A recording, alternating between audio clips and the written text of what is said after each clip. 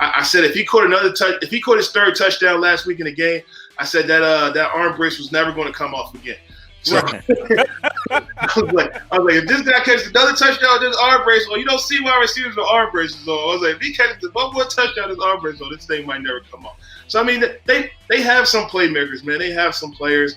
I just feel as though they have to call a good game for the guys that they have. So it's going to be an interesting game. I think the linebacker core, you guys know what's up with that. I mean, I think that they've been playing well. 52 and 58, been balling. We have to get more reps. The more reps they get, the better they're going to get. And I'm interested. I'm looking forward to watching this game, man. It's going to be a fun one to watch, I feel like.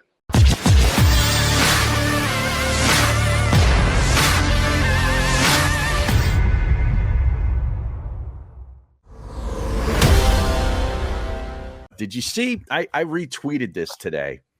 It was a tweet from a former colleague of ours, Jason Ashworth.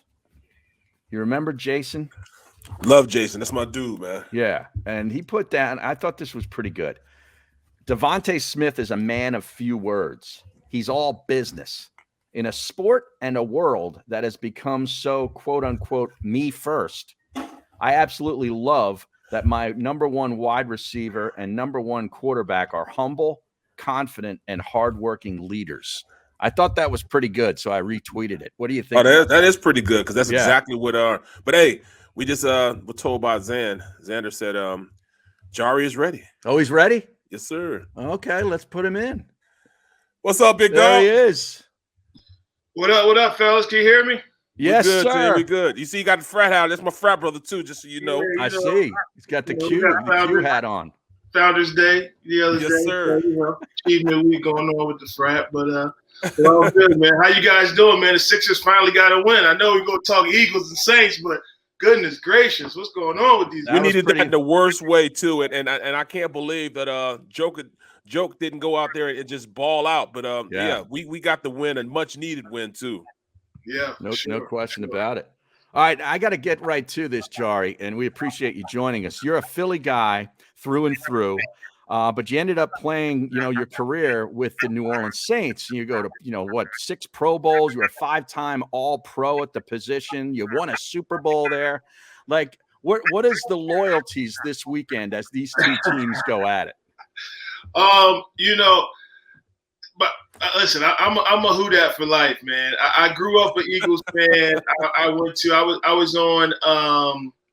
was on a show earlier this week, and I was talking about how I went to the Eagles Achievement Week when I was at Frankford High School because I was an honor roll student. So I got to meet some Eagles players as a senior in high school, and I grew up an Eagles fan. But the Saints drafted me and allowed me to live out my dream and be an NFL player, and also becoming a Super Bowl champion. New Orleans is like my second home. Love the city. The fans are awesome, and it's going to be a good game this weekend, man. I think I can see playoffs all over this game. Both of these teams are fighting for a playoff position.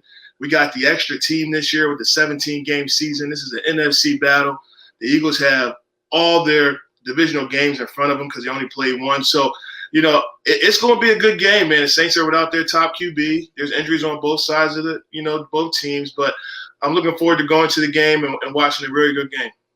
No question, man. Especially looking at, both your top 2 tackles didn't practice today. What are you thinking about that situation? Because, I can understand Alvin Kamara, great player, can do a lot of things. But without those guys up front, especially 2 Pro Bowl guys, I think it's going to be tough on them, man. Are they playing or not? What do you think? They're playing or not? It will be tough on them. I think that Teron and Ramczyk are going to play. Hopefully they play. I'm not sure what the injuries are. They're already without Andrews Pete, their Pro Bowl left guard, who's missed a few weeks now. And they got the 2 young guys, in the middle, McCoy and Cesar Ruiz from Camden. So Camden kid. Yeah. So, luckily they got Mark back in the trade, which Mark became the all-time leading Saints running back in yards last week, surpassing my good friend Deuce McAllister. So, I think they're going to run the ball. Obviously, they're a better team with those guys for sure. So, but, the Eagles, hey, they have a nice rushing attack too, and they're facing the number 1 run defense in the New Orleans Saints. So we'll see what kind of game plan, their coaching staff can draw up as well. What's your take on Trevor Siemian? Now it looks like he's going to be the guy going forward for the rest of this year. I got a good opportunity to watch him a couple weeks ago when I was down in New Orleans, and he made some good throws. I felt like the receivers dropped a few, move the chain plays on third down, and that's why they, probably didn't sustain a lot of drives. But he made some good throws. I would like to see Taysom Hill have the ball more at QB and not out there running routes at wide receiver.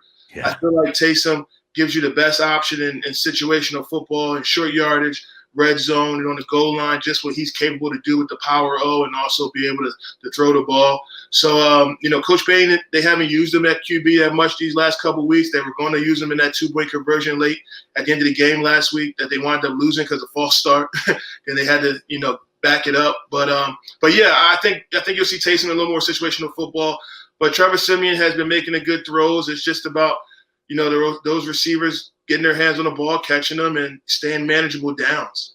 Well, I know you said that, injury is definitely an issue. And, I was talking to Harry earlier on. He said that Alvin Kamara, he practiced on Wednesday, but then was downgraded on Thursday and didn't practice. Right.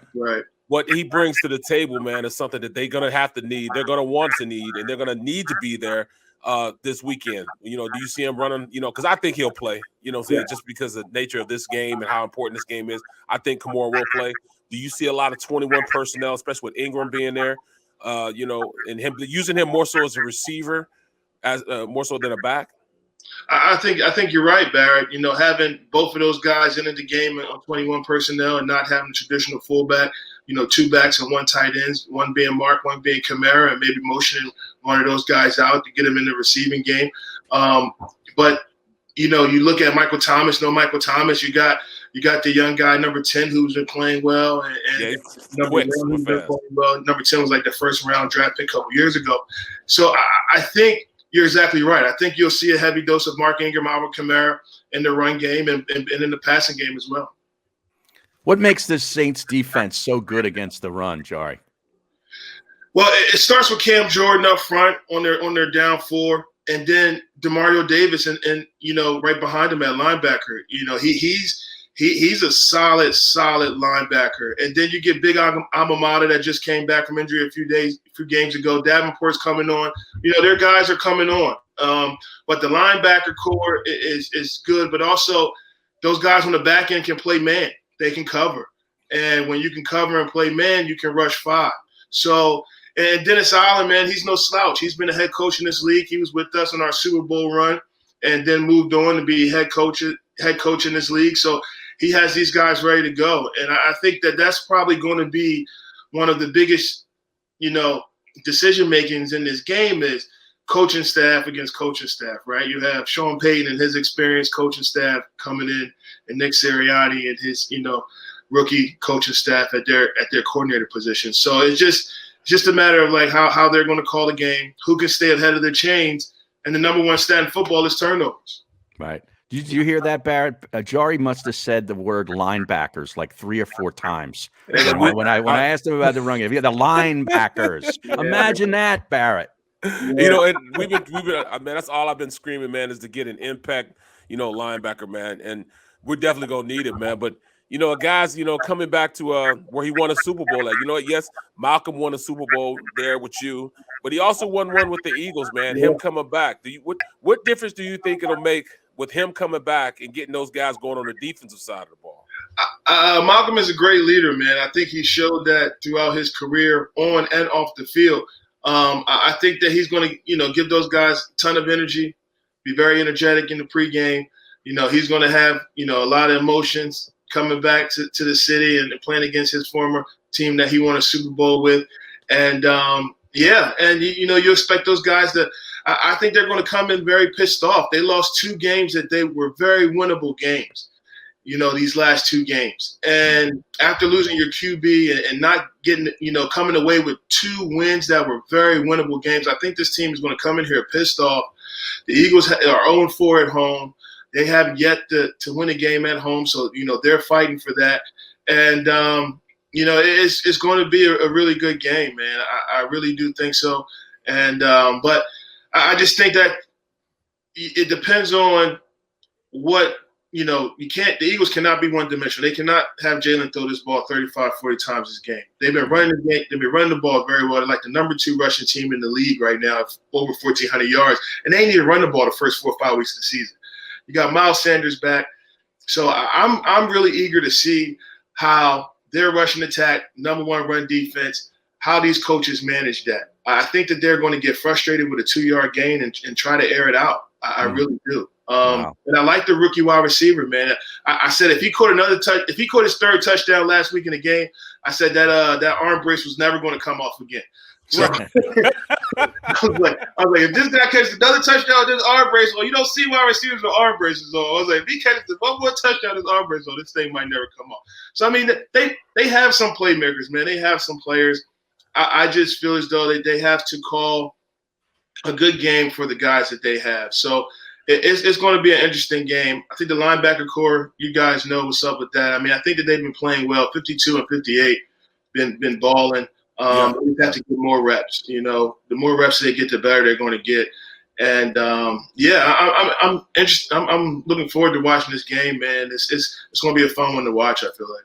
Well, Jahri, you had to like last night's game too, with the way the Patriots went about their business, being an ex-offensive lineman. And they ran the ball really well last night and played great defense. Yeah, anytime you can, beat Matt Ryan and those Falcons, I'm happy. Even though Matt Ryan's a local guy, but right. But yeah, I had the Patriots winning last night, and they definitely did that for sure. Well, like I say, the streams I'm talking about. How to throw up the hooks for the bros, the Qs, what I'm saying? That's what we do. That's what we do. Yeah, this is there's a noob and an alpha in the stream, So saying what's up to Divine 9. We'll say what's up. But at the end of the day, I think it's gonna be a battle of our frat brothers. I think it's gonna be Malcolm against Jalen Hurts. Yeah. That's gonna be a strategic battle. Can Malcolm disguise things well enough? Because he's still a young quarterback. And he's definitely stepped up once they've, harnessed what he does best. And that's, using him outside of the pocket, moving him around. They're running more play action, giving him the ability now to not just be 80% of the offense and throwing from that shotgun position. That's tough for anybody to go through and have that much bearing on them every single week for the first 6 or 8 weeks of the season. Right. Now they're giving him the ability now to hand the ball off a little bit. I think his progression as a young quarterback has gotten better. He's working, man. What are your sense of Jalen Hurts and his progression as a quarterback on this team? I like Jalen Hurts. I think that they put too much on him and his wide receiver core in the beginning of the season. These guys they took north of 21 points off the board just for running out of bounds and, pass interferences. So it was just a case of a young receiving core or the way they were being coached or whatever, taking points off the ball when you have a big offensive line where you can run behind these guys. And I think that they found that identity these last couple of weeks, okay, we can run the ball, which can set up the pass, which can set up the play action. Like you said, Barrett, I didn't really understand why they had him taking all his snaps at shotgun. That is so easy for a defense to key on what you're doing when you're always in the shotgun and you're not at the home position. Your running back is not at the home position. He's offset to the quarterback. For majority of your plays, that's an easy read for linebackers and to understand what you're doing in your schemes. So I think if they can somehow incorporate some under center snaps, the running back at the home position, they can make it a little more tough for the defense to diagnose what they're bringing at him. But Jalen, I think, is getting better. He made some good throws. That pass to the young Quez Watkins that he dropped, you got to have that. You got to have that in this league. And the thing I think the Eagles that shows how much of a winner Jalen is, because everywhere he's been a winner, was how well he does in situations, especially before half. Before half, I don't know what these guys got going on, but before halftime, man, these guys put it together. They really do. Could you make a case that the team that loses on Sunday will not make the playoffs? I think it's a little bit hard to say with what we got, 8 games left, just because of how the new season is with, this extra playoff team, right? If you look at the division, Dallas lost a game against Denver. They come back and beat Denver. I still think it's too early. And now since everybody backload schedules, all divisional games. Yeah. I think it's going to clear up within the next couple of weeks. But I do think both of these teams are in the playoff hunt. I think, both of these teams have a shot to make it. Tampa Bay they lost like the last 2 weeks. I don't know what's going on with those guys in the NFC South. But it's going to be interesting to see how these next couple of weeks shake out, especially with so many divisional games ahead. Well, hey, how can people watch you, man? I know you're doing a couple, the All Pro Philly show, man. Yeah. I got you now. I'm on your list now. You know what I'm saying? So I mean, I owe you a favor now. So you got me on the show anytime you want me now. There it is. God, I appreciate you guys. Yeah, we're on the All Pro Philly show. Myself and Gerald Cullen. We're Great on guy. Radio live from Chickies and Pete's in Marlton, New Jersey on Mondays from 6 to 7, followed by the Dallas Goddard and the Devontae Maddox show. So we get a nice little crowd pairing those things up.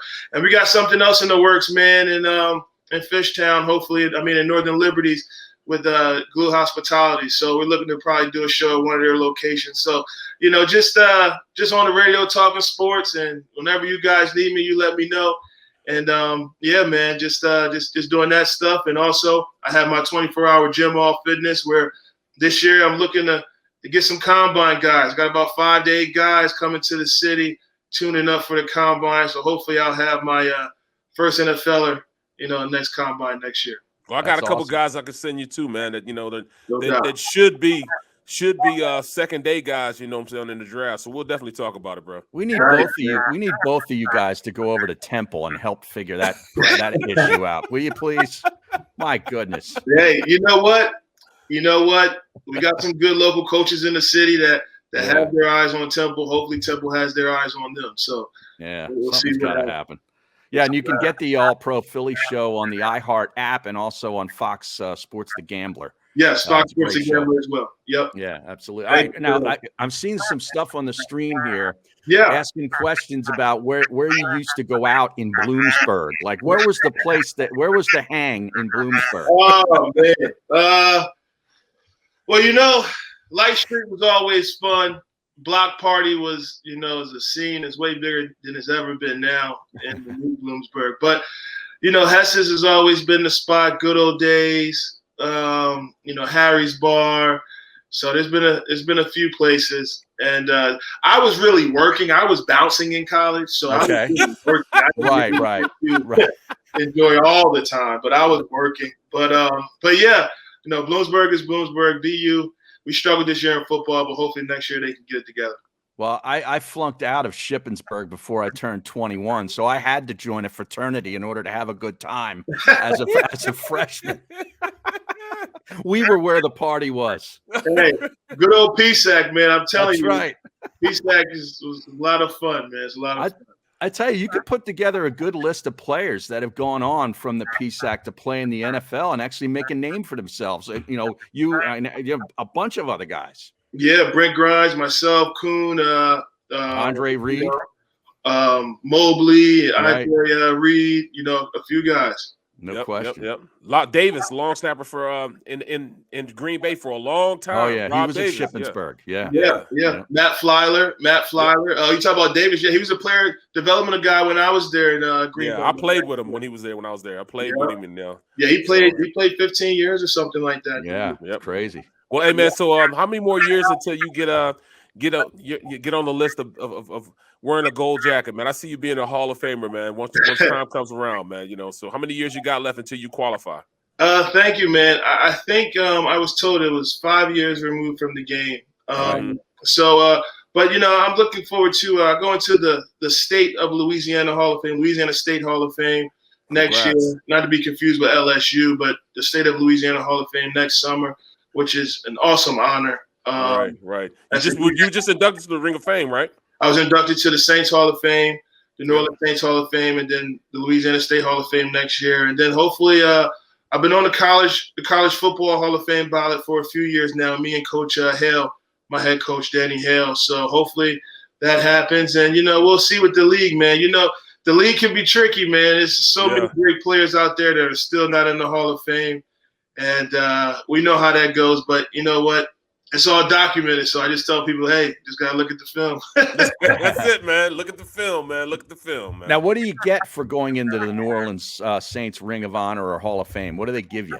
You get a black jacket, a Hall of Fame Okay. jacket. No, those guys are great. I try to get down there through the season and do some stuff. You know, they call me to do some stuff on the radio anytime, all the time. So I had a couple opportunities to do some network stuff down there as far as podcasts and video and radio. So, you know, maybe I'll do some more of that next season in the future. Just, you know, the organization has always been great. Mrs. Benson is awesome.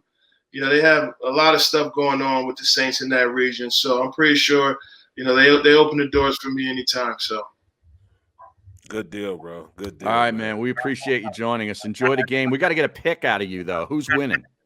I'm going to take the Saints, man, in the one-score game. I just don't know what kind of game call that the Eagles are going to come up with, but I think it's going to be a one-score game.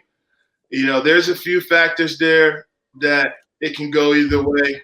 The Saints kicker hasn't been great. The other our starting kickers on IR. Obviously, we had the quarterback situation. And the Eagles the Saints haven't really faced a mobile QB like Jalen. The last time they did, they lost. So, I'm just going to take the Saints. They, Deuce said on our show earlier this week that the Saints haven't lost 3 games in a row since 2016. And the Eagles are 0-4 at home. They just haven't figured out how to win at home yet. So, I'm going to take the Saints in a close one here, a one-score game. Good deal, bro. Well, all right, Jahri. We appreciate it, man. Enjoy thanks the a lot, game. bro. Appreciate it, fellas. There it is. So he's taking the Saints in a one-score game.